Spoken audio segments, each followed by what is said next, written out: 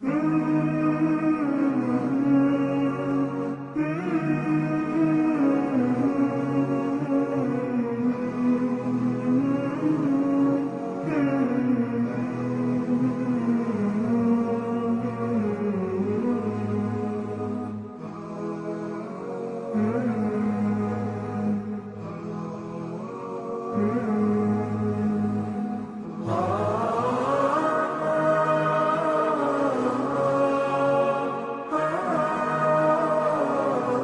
fortunate are those who are invited by Allah on this beautiful spiritual journey to the Holy Land for Hajj.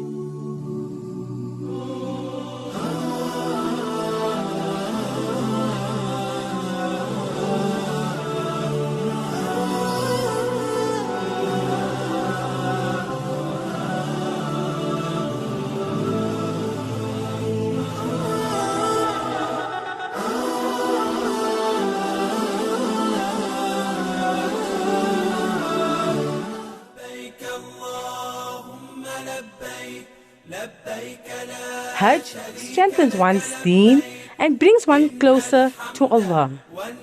Hajj is the fifth pillar of Islam and is performed in the holy month of Dhul Hijjah between the 8th and the 12th. On day 1, the 8th of Dhul Hijjah, one makes a sunnat ghusl.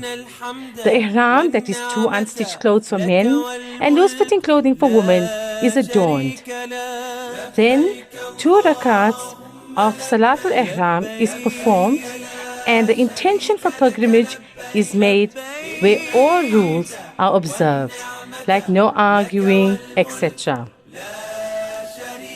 After the morning prayers, pilgrims make their way to the first location, Mina, which is approximately 8 kilometers from Mecca, and it is here where the night is spent in Mina. The time here is spent in performing the Zuhr, Asr, Maghrib and Isha Salah, including the Fajr of the 9th Dhul Hijjah. Here, the pilgrims make extra Salah, lots of Dua and lots of Ibadah. On day 2, the 9th of Dhul Hijjah, after the morning Fajr prayers, pilgrims make their way from Mina to Arafat, reading Takbir-e-Tashriq, where they seek the forgiveness and mercy of Allah and listen to the sermon near Jabal-e-Rahmah, known as the Mount of Mercy, and this is done from noon until sunset. And the Zuhr and Asr Salah is made here, and lots of excessive du'as and istighfar continues until sunset. After sunset, pilgrims leave Arafat to Muzdalifah, where they spend the night praying, collecting pebbles that is needed for pelting the shaitan. And it is here in Muzdalifah where pilgrims sleep on the ground beneath the open skies. On reaching Muzdalifah, one reads the Maghrib and Isha Salah together once the time of Isha is set in. One should collect 49 pebbles for pelting if you're staying on until the 12th of Dhul Hijjah, or 70 pebbles if you're staying in on until the 13th. On day 3, that is the 10th of Dhul Hijjah, after Fajr, pilgrims head back for Mina. Once the big shaitan, the pillar, is pelted, one does a sacrifice, the qurbani, on an animal. Once pelting and qurbani is done and shading of the hair is completed, the pilgrim's hair is out of ihram. The pilgrim then revisits Mecca to perform Tawaf-e-Ziyah and Sa'i of Hajj. As we know, the Safa Sa'i is memorizing the journey of Prophet Ebrahim and his wife, Hajra, to find water for her infant, Hazrat Ismail after they were left in the desert as per Allah's command. The pilgrims return to Mina and spend the night in Mina. On day 4, the 11th of Dhul Hijjah, all 3 shaitans have to be pelted on this day.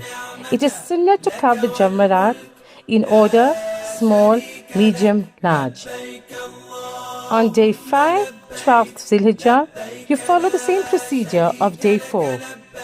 If you cannot leave Mina before sunset, it is makruh to leave without pelting on the 13th of Dhul Hijjah. Before departing Makkah, Perform Tawaf Wida. It is wajib. Hazrat Ibn Umar radiallahu anha narrates that Rasulullah SAW said, "The one who after having made Hajj visits me after my death, that is, visits the holy Rawdah, is like one who has visited me while I was alive." So it is equated to visiting Nabi Sallallahu grave, to visiting him when he was alive. May Allah make everybody's Hajj a safe one. Ameen. Preparing and packing for this trip is so different. It's not what clothes to pack in a bag, but rather what to prepare the heart and fill with. On making intention, one must start filling the bag with lots and lots of good deeds. These deeds cost nothing but kindness. It would be very good for one to read a lot or attend Hajj workshops to prepare you spiritually for the journey. Unlike other trips, on the return of this trip from Hajj, one experienced such a beautiful, spiritual, uplifting feeling that lingers on forever. So here are some travel tips. Always make continuous istighfar and shukr as you travel. Keep the tongue moist with zikr as it frees the tongue from ghibah and hurting someone. Along the way, give lots of sadaqah.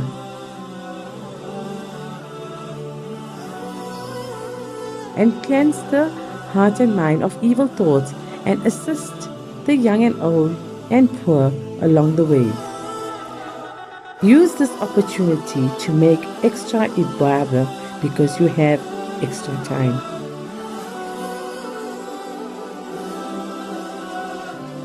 It will be good to carry a small pocket Hajj book for reference, and also a necessity is a small water bottle which you could use for rehydration or wuzu or even istinja. Enjoy enough of the Zamzam and Khajur, especially while you're on ziyarah. Maximize the time in the Haramain as we don't know when we will come back.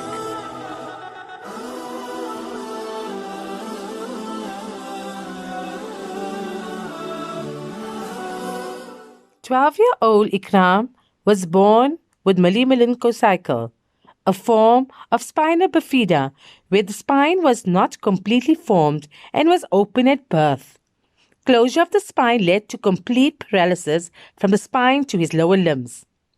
But shukr alhamdulillah, he is wheelchair bound and can control it independently. We meet Ikram to tell us about his experience as his parents undertake the journey of Hajj. Asalaamualaikum wa rahmatullahi wa barakatuh. As all the lovely parents out there are preparing for the spiritual journey, they travel to the holy land of Mecca and Medina, and all those parents have already left last week. It must have been an exciting moment, but at the same time, a very difficult and painful time to leave back beautiful, lovely children back at home. But a journey like this is one in a lifetime, and Allah gives the strength to the parents and the children to bear the pain so that this journey can be undertaken easily. Today we join Ikram Jiwa, a 12-year-old youngster from Roshni, whose parents left on Saturday for Hajj. Asalaamualaikum Ikram. How are you today? Alhamdulillah. Alhamdulillah. Ikram, I know Saturday this house was buzzing. It was buzzing with your family and your mom's and dad's friends. And it was a moment of excitement where they were leaving for this journey. But deep down, I'm sure that you must have felt pain and happiness at the same time. Can you share us, how did you feel? I felt happy because they were going in the path of Allah, but sad also because I didn't meet him. Yes, that's understandable. So beautifully said. Pain to leave them, but happy to go in the path of Allah. How beautiful for a 12-year-old child to think of this journey for Hajj. I see, Ikram, your auntie and you have made such a beautiful countdown chart. So this countdown chart is helping you to keep track of your parents coming back. So I'm sure Shanaz and Ahmed will be anticipating coming back and seeing the charge being completed. Tell me, Ikram, your parents have left, and what have you asked them to bring for you from Hajj? asked him to make dua to go for Umrah. MashaAllah. Have you heard what he's asked for? Not toys, not anything, but for them to make dua to bring him back for Umrah, a journey that way he can come and sit and watch the beautiful Haram. Alhamdulillah. So tell me, Ikram, what advice would you give all the children out there whose parents have already left for Hajj, and those who are still going for Hajj? The strength, what gave you the strength that Allah has given you? Can you advise the listeners out there and the viewers out there? Be strong. Be strong and be happy. These are Ikram's two main advice, words of wisdom that he shares to all the lovely children out there. If your parents have left or are still living for Hajj, just be strong and be happy, and the return will be soon, inshallah. So on this note, I'd like to ask all the viewers out there to make a special dua for Ikram, that Allah accept his dua, that he will soon join his parents on a journey for Umrah, inshallah. Ameen. Jazakallah. May Allah take all the Hajjis safely and make their journey easy, and keep their families safe while they away and accept their Hajj.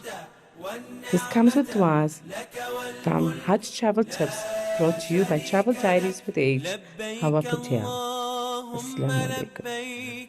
لبيك لا شريك لك لبيك إن الحمد والنعمة لك والملك لا شريك لك لبيك اللهم لبيك لبيك لا شريك لك لبيك لبيك الحمد والنعمة لك والملك لا شريك لك لبيك اللهم لبيك لبيك لا شريك لك لبيك إن الحمد والنعمة لك والملك لا شريك لك لبيك اللهم لبيك لبيك لا شريك لك لبيك إن الحمد والنعمة لك والملك لا شريك لك الملك لا شريك لك